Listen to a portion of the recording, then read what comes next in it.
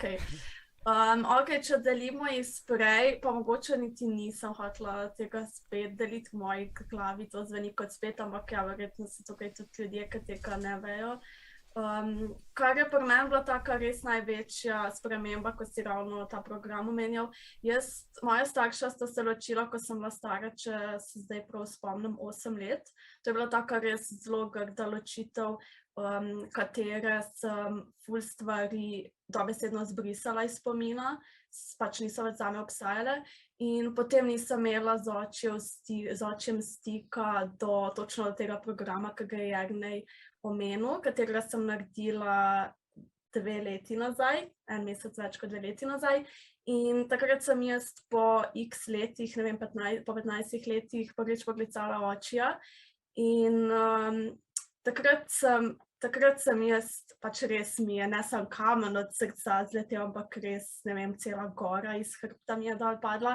In takrat sem začutila točno to, kar je rekel Jernej. Dokler nimaš ti te tvoje prve celice poštimane, oziroma dokler ni ta tvoja prva celica okej, pač ne bo okej tvoj odnos, v prvi vrsti odnos s partnerjem. To je pri meni bila taka največja posledica mojega odnosa z očem, je bila posledica na odnosih, ki sem jih jaz imela z ostalimi fanti v svojem življenju. In takrat sem točno to doumela, da dokler jaz ne bom imela počiščenih stvari s svojim očem, ne bom tudi nikoli mogla imeti nezga res tazga odnosa s moškim, kot bi si prej želela. In ja, jaz sem takrat z očjem res ogromno stvari spucala. Najprej sem sama se priznala, da sem si 15 let lagala, da sem jaz čisto okej, če nimam očija, da sem jaz čisto okej, če ne vem, kje on je in kaj se z njim dogaja, in da sem jaz čisto okej, če niti ne vem, kaj se je dogajalo, ko sta šla čez to ločitev. In potem so se pač stvari zame res ful spremenile. Zdaj sem z očjem na vezi, zdaj tudi razumem en del sebe, ki ga prej nisem. In ja, je res tako ful izjemno, ko kar na novo odkriješ ne samo sebe, ampak tudi svojo družino. The best. In kaj je danes možno, kar ni bilo prej za tebe nasploh v lifeu? Kaj hočemo danes bi rad pokazal? In hočemo skupaj, pač pokazati je, kako res odnos starši. Sara je odlično povedala, kako vpliva na celo naše življenje.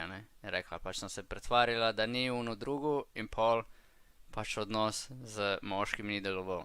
Tako, vsi, ki imate izzive v partnerskih odnosih, jih imate najverjetneje zaradi tega, ker nimate poštimen odnos z očem ali pa z mami.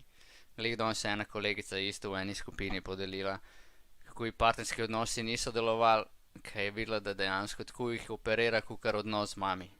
In zdaj, ki ga je poštimala, je dejansko za njo nekaj novega možno. Ki je prevzela odgovornost kakor Sara in pošla v komunikacijo in si dovolila iz nič ustvariti odnos. Ja, moja mami je tečna in zmeram je tečna in zmeram bo. Pa ni pač nič novega možnega. Tako da ja, Sara, kaj je danes možno za tebe, ki se je tu pač z očem, ki sta zdaj na vezi, sta v kontaktu, razumeš več, kot si prej? Ja, definitivno je možno to, da imam jaz partnersko razmerje, v katerem sem svobodna in se ne počutim na nek način ujetnica same sebe in ujetnica partnerja. Na nek tak način sem jaz operirala, ko so bili moški, predvsem oči v mojem svetu, še po eni strani ena taka zelo nekoristen bav, po drugi strani pa nekaj, kar nujno rabiš za preživetje. Se pravi, neka svoboda se je odprla in moč, se mi zdi, da ful moč kot ženska, ki res ne rab nič in je svobodna, lahko točno takšna, ki je. To se mi zdi, da se odpre s tem, ko pač imaš z začetom tak porihtan odnos. To se je z te smeri obrnil, mislim, pokazali. Če pa pogledam še to, ker sem v tistem času tudi veliko stvari z mami razčistila, se pravi tiste stvari, ki so se njej dogajale, pa so se dogajale tudi pred nami, otroci, pa pač so se izbrisale z mojega spomina, sem tudi njo še bolj videla kot neko močno žensko in tudi iz tega, je pol to prišlo, ker sem rekla, da sem šele zdaj jaz lahko ta močna ženska, ki vidiš, kaj vse je tvoja mama sposobna narediti, vidiš, kaj vse posledično ti tudi vse nosiš in si kot ženska sposobna narediti.